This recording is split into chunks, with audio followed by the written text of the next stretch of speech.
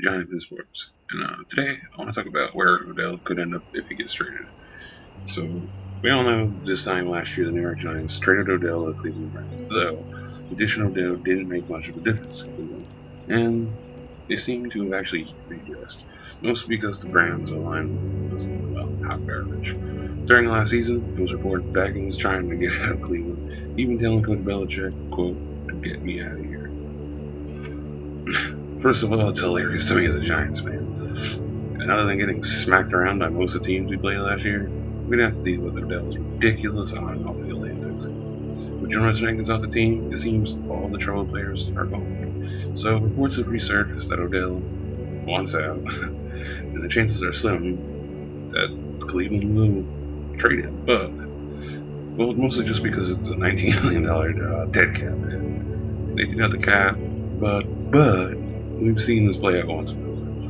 I believe it was a $21 million cap hit when the Giants moved on, so it might not be likely, but it's definitely possible. So I ran through some teams where I thought Odell could wind up, and I picked out four.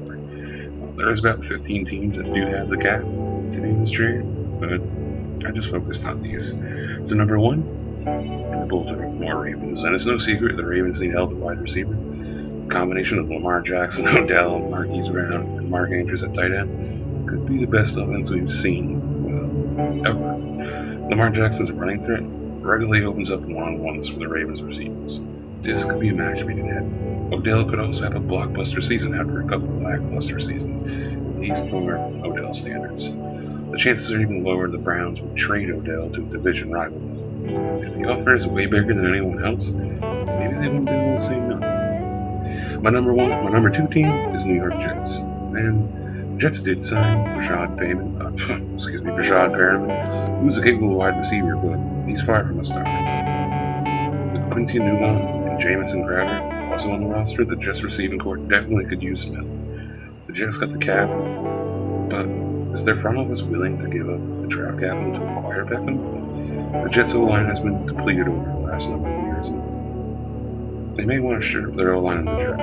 But there have been rumblings the Jets might go wide receiver in this draft. So instead of bringing in an unknown player, maybe the Jets could toss Cleveland this year's first and possibly a couple of later picks in next year's draft. Number three, the Washington Redskins. It would make sense for Washington to be interested in them, but there's no way they are moving that number two first round. But they could use a 33 pick and bundle a team. Dwayne Haskins headed into his second season. There was more expectations for the team, especially with the arrival of the new head coach. The Redskins really have no receiving threats other than Terry McLaurin. Odell would most likely be much better than any rookie they could draft in their second round pick. As most people and myself believe, they will draft Chase Young with their first round pick. Maybe a second round pick isn't good enough. We don't know if Odell is refusing to suit up next year, or what other offers the Browns have or will receive. Number four, the Denver Broncos. The Broncos have good tight end prospects on the team, but at wide receiver, it's Cortland Sutton and not much else. With Drew Lock taking over and not much else, starting quarterback duties next season, I'd imagine Jono will be looking to bolster this wide receiver. They need talent, and Odell would legitimize their offense instantly. Beckham and Sutton would be as good a receiver one and two as any in the league. And if you play in a division with Mahomes, you might want to be able to score some points. So that's it for my teams that I picked for this video, but we don't know if these reports are true, but it wouldn't surprise me if they were. It also wouldn't surprise me if the Browns do move on. I mean, they have an all-new GM and coaching staff, and the last thing they need is Odell being disruptive in a locker room, bringing unneeded attention. Beckham is an ultra-talented player, but at some point, his actions become detrimental to the team. I hope the best for him ultimately. Always try to think of the good moments of him. And hope Odell can find a place in his life where he is happy and finally content. And I hope every one of you guys are happy, content, safe, and with family. Take care, everyone. Like and subscribe. Hit the bell for all my future videos and streams. And finally, thank you.